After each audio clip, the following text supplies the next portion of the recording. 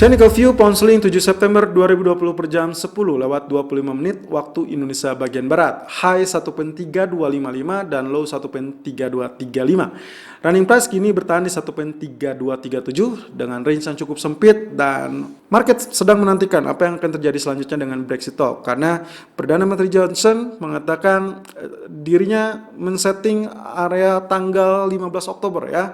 Itu adalah sebagai deadline di mana mereka berpikir ini tidak akan terjadi kesepakatan, dan mereka sudah siap seperti itu.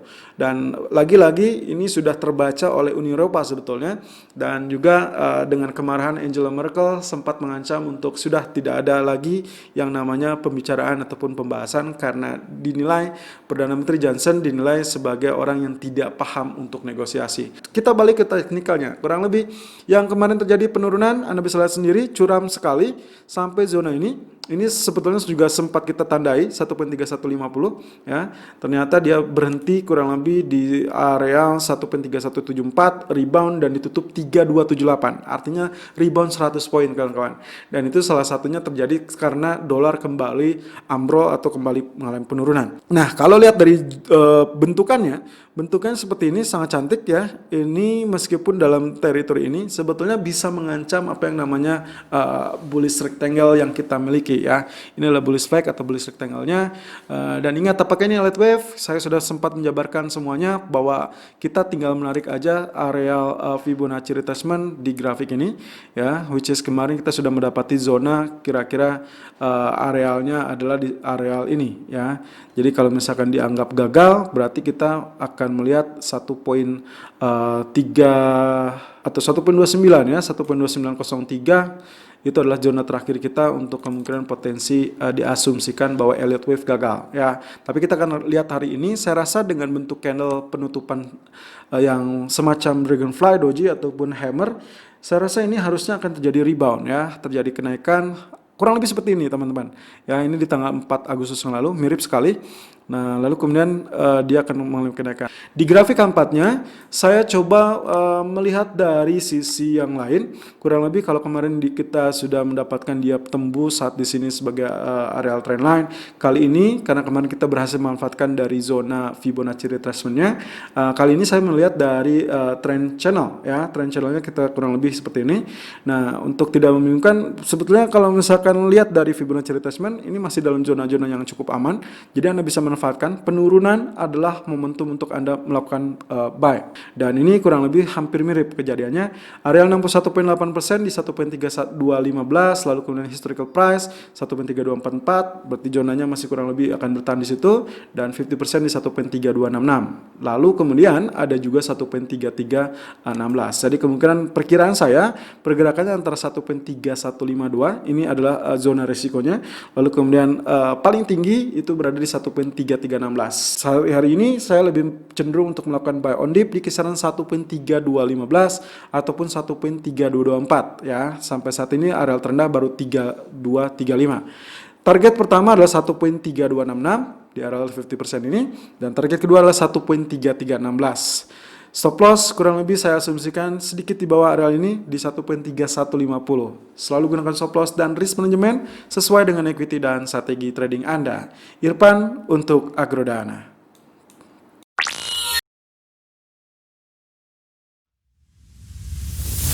Technical View Euro USD 7 September 2020 per jam 10 lewat 30 menit waktu Indonesia bagian Barat. High 1.1841, low 1.1828. Running price 1.1832. Mirip dengan apa yang terjadi dengan pound sterling. Nampaknya ini sama-sama menunggu karena Brexit talk diagendakan untuk hari ini. Tapi kita belum lihat outlooknya. Tapi rumor-rumor yang kita dapatkan di akhir pekan kurang lebih agak sensitif ya. Kemungkinan potensinya lebih kepada ancaman dari PM Johnson men-setting waktu deadline di 15 Oktober, dan mereka sudah prepare sangat baik untuk potensi no deal. Kurang lebih itu yang akan dilihat, dan itu tentunya efek sementaranya adalah harusnya akan terjadi tekanan. Jadi hati-hati dengan tekanan itu. But anyway, kalau kita bicara tentang technicalnya, grafik yang menunjukkan atau candlestick yang menunjukkan dari potensi penutupan 2 hari terakhir, terutama di hari Kamis dan Jumat, Anda lihat di sini dua doji candle ya, yang mana ini kategorinya adalah hammer. Berarti kita akan menantikan hari ini pun harusnya mirip dengan apa yang terjadi dengan pound sterling, which is ada kemungkinan dia potensi rebound. Dengan catatan zonanya akan ada resisten atau hantaman di 1.1870. Jadi itu yang harus diatasi terlebih dahulu.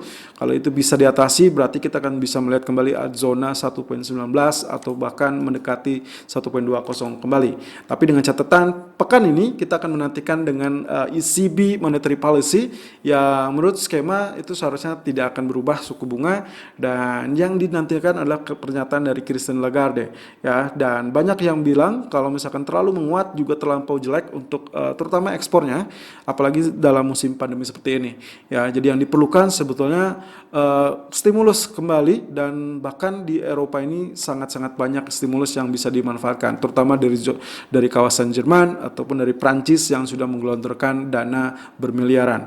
Nah, kemudian outlook dari yield wave hampir sama. Kemarin juga kita sudah coba untuk mengukur, ya kurang lebih ini berarti ya zonanya untuk yang paling terendah adalah 1.1623, itu harap hati-hati, berarti itu zona yang diasumsikan bahwa yield wave bisa gagal, ya. Tapi untuk hari ini zona yang penting adalah support dari trend channel ataupun kita sebutnya dengan bullish flag atau bullish rectangle.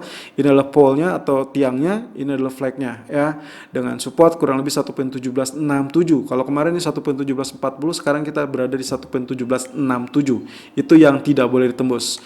Nah, kemudian di grafik H4-nya sendiri, kemarin kita sudah sempat menyebutkan bahwa penurunan akan terjadi dan itu kemungkinan akan terjadi rebound atau rejection sebagai bottom, ya. Dan Anda bisa lihat di sini. Ternyata kemarin begitu terjadi tekanan, ya, ini dengan big long candle bearish, lalu kemudian dia terhenti penurunan sampai 1.1788. Next candle-nya ternyata dia bergegas naik, ya. Artinya ini cukup berhasil sebetulnya, karena kemarin kalau Anda simak saja saya adalah menantikan area atau zona yang kita curigai sebagai level bottom di arah 1.1790, which is good karena kemarin hanya selisih 20 poin saja karena dia turunnya 1.1779, kemudian rebound sampai mendekati zona neckline. Artinya TP pertama kita persis di saat penutupan, ya. Dan untuk hari ini artinya kita akan melihat potensi tersebut bisa saja mengulang kembali atau lebih tepatnya penentuan, karena ini sudah sangat dekat dengan area neckline-nya di 1.1850. Apakah dia akan tembus apa tidak? Kalau ternyata dia tembus, berarti kita akan mendapati arealnya kurang lebih kita bisa ukur dari dot zona kedalaman dari bagian bottomnya itu sendiri, ya. Kurang lebih ini yang saya lakukan.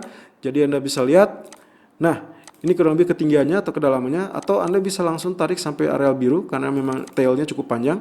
Nah, kemudian yang paling gampang adalah Anda tinggal ya, Anda tinggal menarik kembali garis yang sama kurang lebih seperti demikian.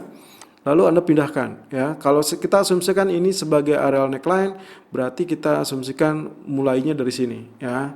Supaya terlihat seperti ini. Nah, berarti kita memiliki target kurang lebih 1.1920 maksimum kalau memang ini confirm sebagai double bottom atau melanjutkan sebagai double bottom. So, untuk Euro USD kali ini saya lebih prefer untuk menantikan breakout dari area neckline, yaitu silakan follow buy jika tembus 1.1855 ataupun 1.1865. Target pertama adalah 1.1900, saya asumsikan itu adalah nilai tengahnya atau mendekati area historical price, dan target kedua kita adalah 1.1955. Stop loss silakan gunakan kurang lebih di zona 1.1780.